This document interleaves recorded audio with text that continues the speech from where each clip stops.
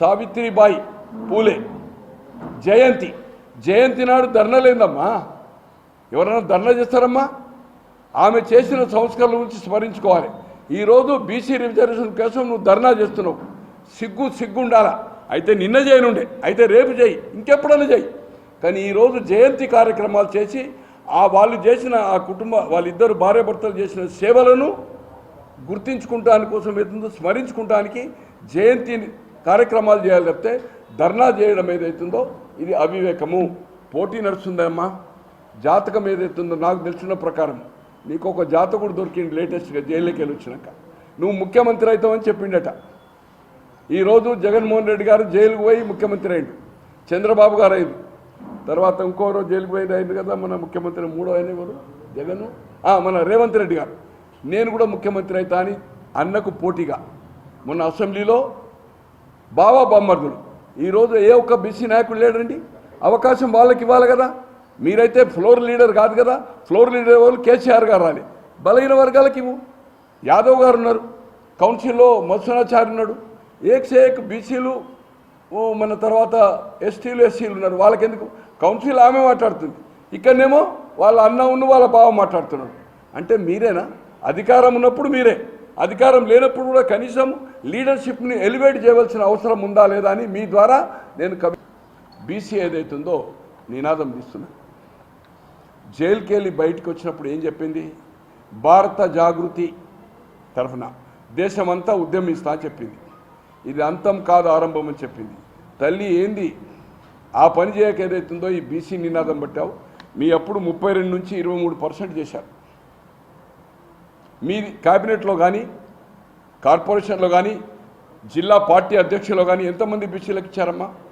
మీరు 2014లో దేశంలో ఎక్కడ లేనంత ప్రతి ఇంటికి, అంటే సింగపూర్లో ఉన్నాడు, దుబాయ్లో ఉన్నాడు, అమెరికాలో ఉన్నాడు, ఆ రోజు నమోదు చేసుకోకపోతే వివరాలు మమ్మల్ని ఈ తెలంగాణ కింద గుర్తింపబడమన్నంత ప్రచారం ఇస్తే ఉరుగుల పరుగుల మీద స్పెషల్ ఫ్లైట్లు వేసుకొని వచ్చిన వాళ్ళు. అటువంటిది దాంట్లో ఎంతమంది బీసీలు ఎంతమంది ఎస్సీ ఎస్టీ వివరాలు వచ్చినా మీరు ఇప్పటి వరకు దాన్ని 9.5 సంవత్సరాల అధికారం ఉన్నారు. ఈరోజు అధికారం పోయిన తర్వాత దళితులు ముఖ్యమంత్రి చేయలే, ఓకే. దళితులు 18%, 6 ఎస్టీ, 24%. క్యాబినెట్లు ఎంతమంది అమ్మా? ఒక దళితుడు ఒక గిరిజనుడు మాత్రమే. మహిళ అంటున్నారు, ఇలా మహిళా పర్సంటేజ్ కోసం పోరాటం అంటున్నారు. మొదటి క్యాబినెట్లో 2014 నుంచి 2018 వరకు క్యాబినెట్లో ఎవరు మహిళ లేరు. రెండోసారి 1.5 ఇయర్ తర్వాత ఎవరు ఇద్దరు మహిళా మంత్రులైనట్టే, ఇద్దరు ఆయారాం గాయారాములు. ఒకరు సబిత గారు, ఇంకో ఆమె మన వరంగల్ ఉంది కదా లేడీ ఎమ్మెల్సీ టీడీపీ నుంచి, ఈమె కాంగ్రెస్ నుంచి.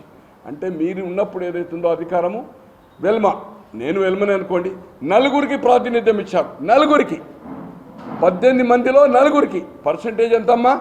మరి ఇలా 52% బీసీ అంటున్నావు. అప్పుడు ఏమైంది? మహిళలు 53% ఉన్నది, ఏమైంది?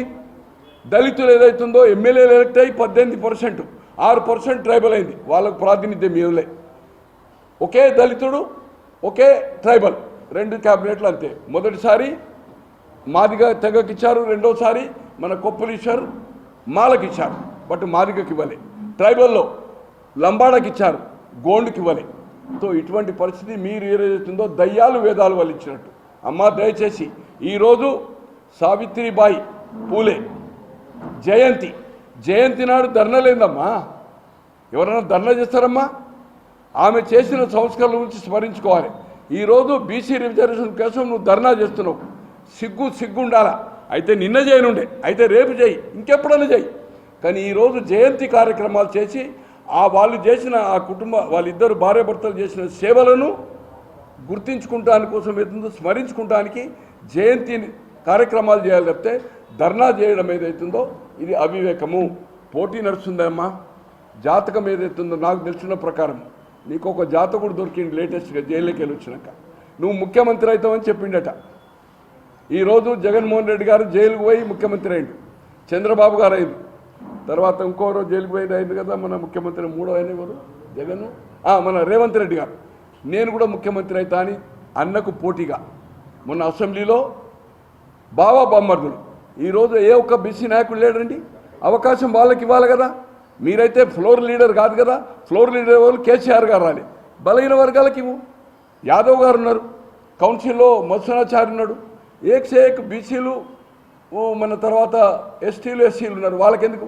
కౌన్సిల్ ఆమె మాట్లాడుతుంది, ఇక్కడనేమో వాళ్ళ అన్న ఉన్న వాళ్ళ బావ మాట్లాడుతున్నాడు. అంటే మీరేనా?